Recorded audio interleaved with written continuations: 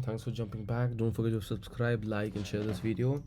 Today we'll be addressing the video's question as to why should you get into crypto, if at all you should get into it, and which cryptocurrency specifically should you get into it, depending on your risk adjustment, your risk appetite.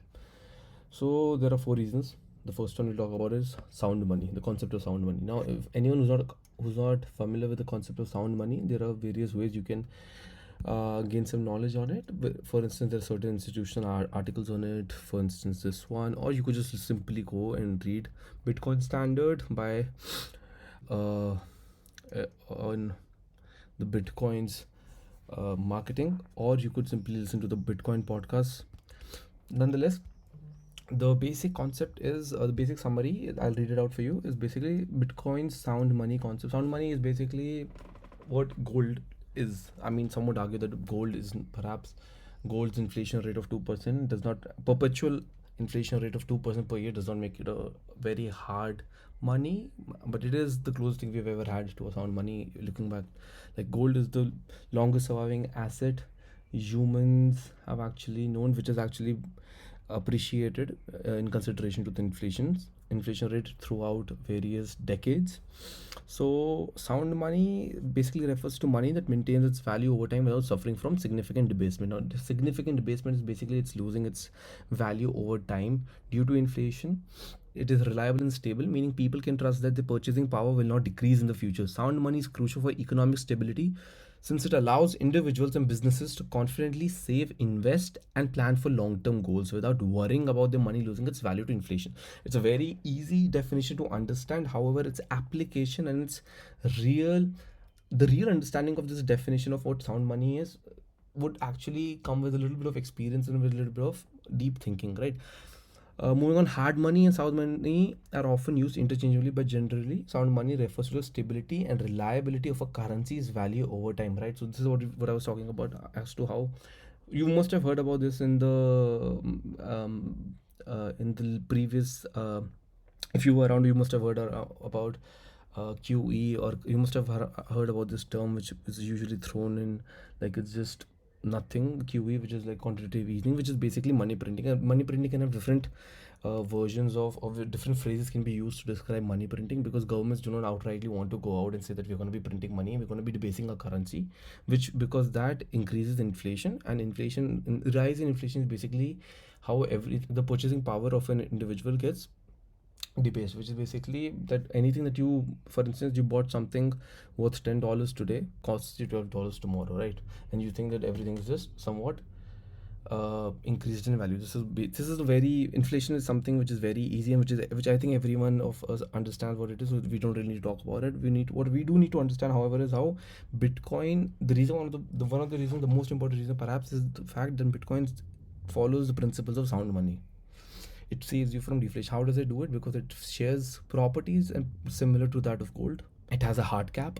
From technical standpoint, Bitcoin over time is a more hard money concept. Is harder as a protocol over gold, as gold has a 2% inflation, year on year inflation, where minus 2% of gold every year. However, if you look at the amount of Bitcoin that's left to be mined, I think it's less than 10%.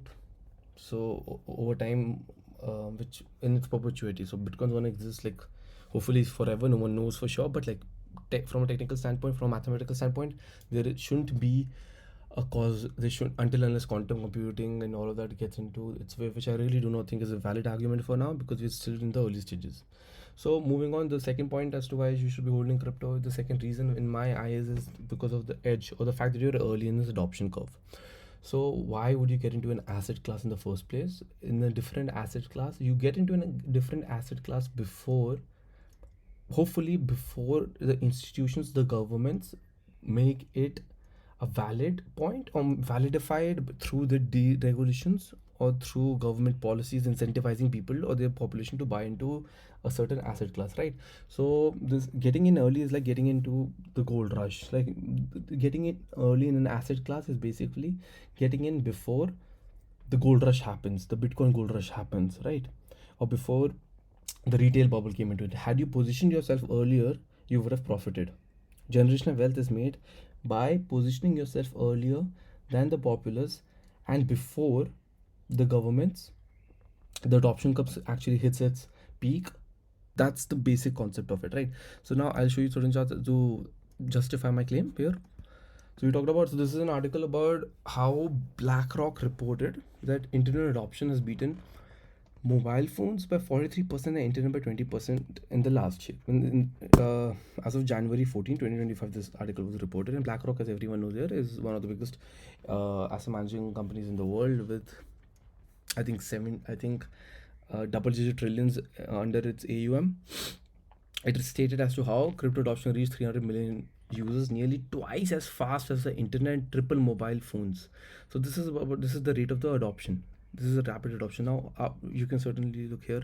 It took 21 years for mobile phones, internet 15 years, and crypto only just 12 years. And so to hit 300 million mark, right? That means that the adoption in crypto, the adoptive curve has a much more faster in comparison to internet and mobile phones as a technological advancement.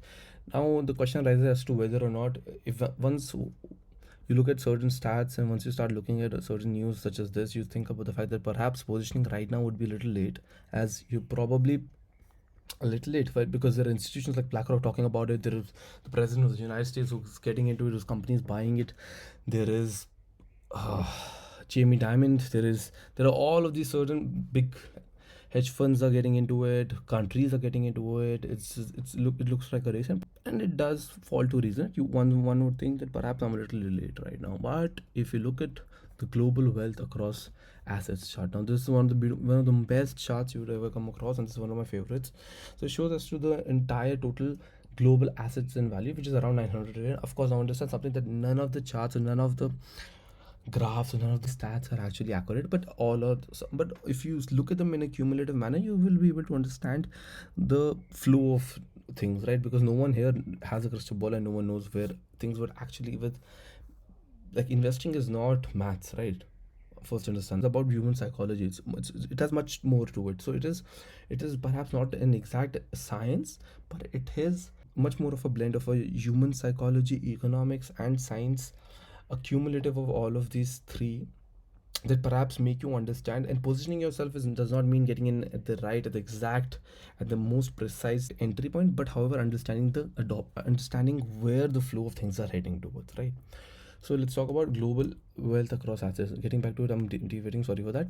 The total global assets are $900 trillion in the world. There are, all right. So out of which equities are 115 trillion, monies which means cash 120 trillion, bonds are 300 trillion, real estate is 330 trillion, 6 trillion cars and collectives, art 18 trillion, gold 16 trillion, Bitcoin 2 trillion. This is as of now, right? Which is what, 100 and something, 100,000, $105,000 for a Bitcoin. Are we early? Now understand, you need to read this chart not as it is today, but as it would be tomorrow. With all of the fact that there is constant currency debasement going on in this world, even right now as we're speaking, with the major economies of the world, the top five biggest economies in the world are right now printing money. They're doing QE, quantitative easing, in some are doing it outrightly, some are doing it through other phrases and all of that. The US has not started doing it. The US perhaps has not fully gotten into it right now as of now, but that doesn't really matter because the global liquidity, because Bitcoin is an international, it is not bound by a specific boundary. It is an international asset, right?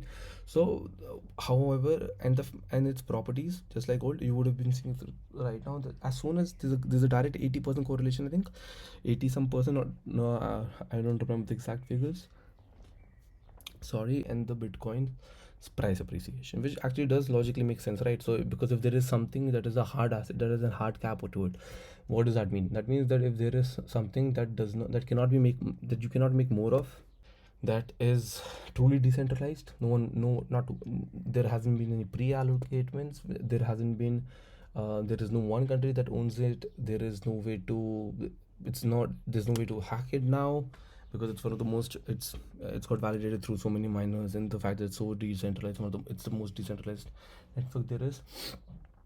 It does make sense, right? Of course it does. Moving on, the third thing, which is right, We talked about edge, we talked about getting early, the adoption curve. uh right, so this is one of the charts that shows your that overlays the internet adoption rate versus the Bitcoin price.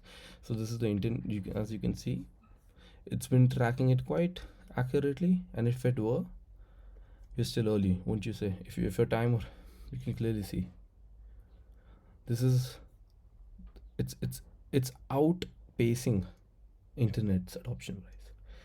So it's brilliant. It's still, you're still early. Now we'll talk about how, where we are, right? Let's talk about where we are now. The fourth reason. Now the fourth reason that we'll talk about is why crypto. Because institutions have a drive. Institutions and governments are together now buying Bitcoin. So they've validated it. They've seen it as a sound money. Now perhaps now a lot of people say, isn't it late that the fact that, but I showed you the chart. There's a lot of money to be grown in an ideal circumstance where there wasn't so much of money. If by austerity, if all of if the five biggest countries in the five biggest economies in the world actually decide to do austerity for a considerable amount of time, yes, then perhaps getting into Bitcoin right now would be a little late. But there's no way that is going to be happening because let's get real. Austerity is not good.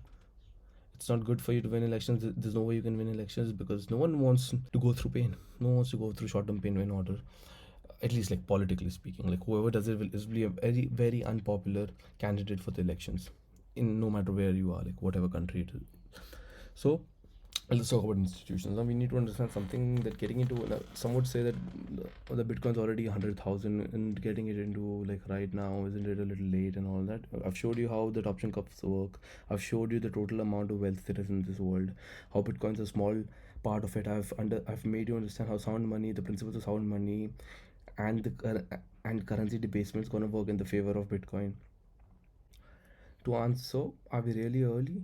Where are we? Are we early? Are we late? I would say we're not early, because, but I wouldn't say we're late as well. You're early, but the fact of the matter is it depends on your time horizon. Right now, if your time horizon and what, how old are you?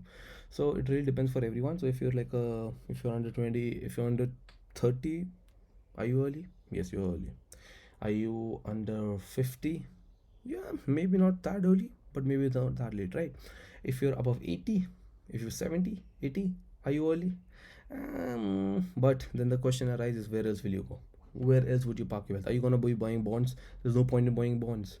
Inflation is gonna cut your purchasing power quicker than anything you've ever experienced before. So what do you do? Now there are also various stats that show as to how baby boomers have been buying Bitcoin, which is very ironical.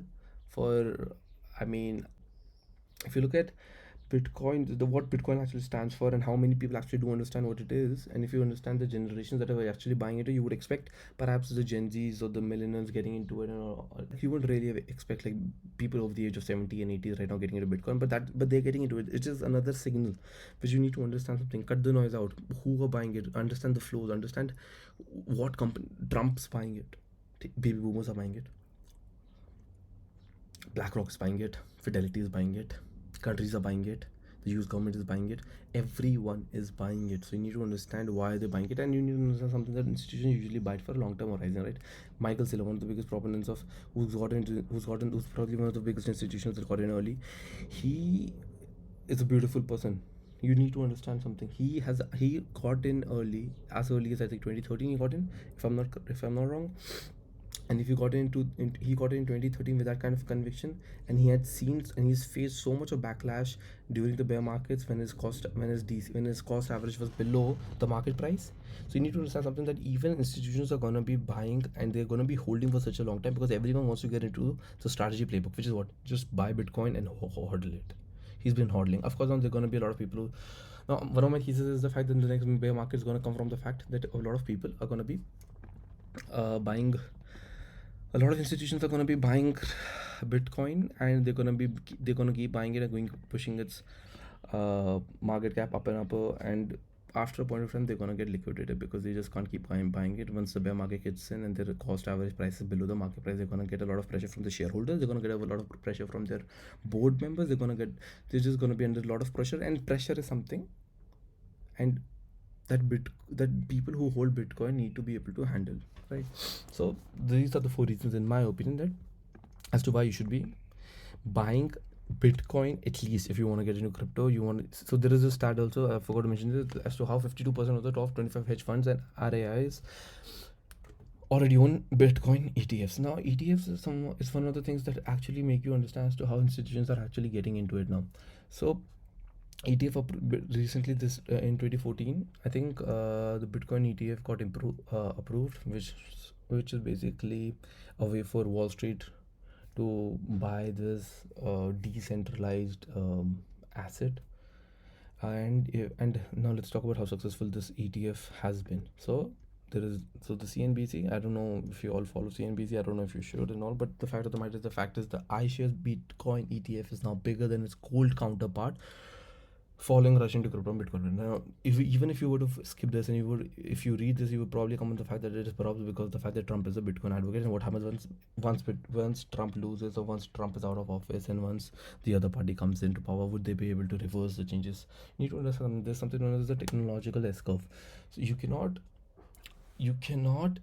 beat, you cannot stop. For instance, you cannot. For instance, there were during the early 2000s, when email was coming into play, a lot of people, a lot of companies refused to get into emails and such a digital way of technology of sending messages and all of that. And you don't see all these companies right now moving on, and so it's, you cannot fight technological advancement. It's something that human history will tell you. So that's another reason that I didn't really thought of adding, but it's also an important one to understand. So this is all I have for you. To round it out, to conclude, why crypto, and if crypto, which one? Get in with Bitcoin. That's the safest bet. Depends on your risk. Again, depends on how old you are, what is the risk appetite, and would you be able to allocate but you need to understand something. The main aim is to accumulate as much Bitcoin as possible. How you do it, that depends on your risk appetite. Would you want to get into different assets in the crypto?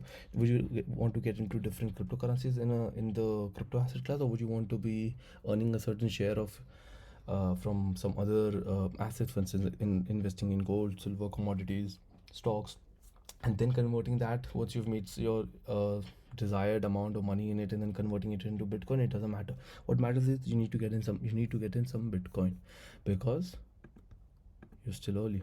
Look at this. You're still early. Just 2 trillion. Look how much scope does this have? It has a lot of scope. So, sound money. Bitcoin is sound money. It has the sound money properties. It is perhaps much more, technically speaking, harder than gold. So if gold, even if it was, so if it's harder than gold, it's a better. Just looking at the fundamentals, it's better than gold. It is harder than gold. Gold is 16 trillion. Bitcoin is 2 trillion. How much is that? Do the math. It's as simple as that. Edge, adoption curve, it's growing faster than internet. It's growing faster, but it's still not reached. It's growing faster than internet. It's growing faster than the adoption of mobile phones. So it is the best new technology that is gaining mind share like nothing before. Next, retail. Where are we? Have the institutions gotten in early? Have they accumulated all the Bitcoin there is to be offered? Have the countries gotten it? No, they're doing it while I make this video, while we speak. So just keep that in mind. Not so early, you're not so late. It depends. It's a very subjective question. That's the answer to it. It depends on how old you are. If you're 20 something, you're early. If 30 something, you're early. If 40 something, you're early. If 50 something, you're early. 60 something, yeah, maybe not so early. 70 something, maybe not. 80. But then the question arises: where are you gonna park your wealth? What are you going to be buying? Are you going to be buying bonds? What's the point of buying bonds? They give you 2%, 3%, 4%, 5% interest. The inflation is already so much higher. It's much higher. The real inflation. I don't mean the economic real inflation, but I'm talking about the fact of the matter, the underlying inflation. That is the real inflation for me, right? The fact of the matter is they're debasing the currency, or the developing countries have been debasing the currency by 10 to 12%. So if you're getting a 4%, that's minus 6%. So there's no point in buying bonds. Money, again, the same concept arises. Like real estate, maybe not, but the real estate, you need a lot of money. There's not. You need to have a concentrated amount of money to park into it, and then there are other risks as well to it. Of course, you have to maintain it. There is, of course, the fact of the matter that maybe the government seizes it. Then we've got cars and collectibles. Maybe not. Where are you gonna find such a car that collectible? Do you have that eye? Same goes for the art. Equities, yes, perhaps it's a good way. You could hedge. But then again, Are you sure you're gonna get what? Let's see, if it's 10% debasement of currency plus, let's call it 5% inflation, makes it 15%. So are you sure that the equity that you'll be buying will be outperforming, will be giving you a 15% return year on year? If the answer is yes, then perhaps get into it. There's nothing wrong with it. However, if you don't have that kind of a thing, maybe get into gold, maybe get into Bitcoin.